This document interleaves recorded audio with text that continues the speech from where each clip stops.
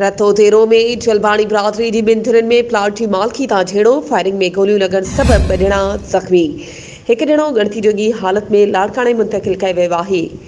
इन हवाले सां वधीक तफ़सील ॾेई रहियो आहे रतोदेरो मां CN न्यूज़ जो रिपोर्टर फारूक अली हाजाणो। जी फारूक, छा तफ़सील आहिनि?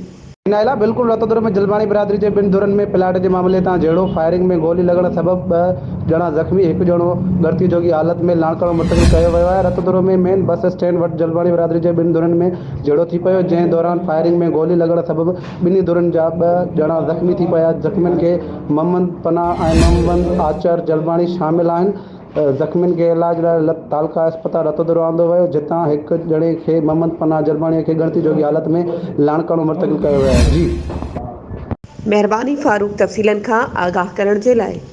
वधीक ख़बरुनि ऐं अपडेट्स जे लाइ असांजे चैनल खे सब्सक्राइब कयो ऐं हा, बेल आइकन खे प्रेस करणु न विसारिजो त जीअं असांजी हर नई अचण वारी वीडियो तव्हां ताईं पहुचे।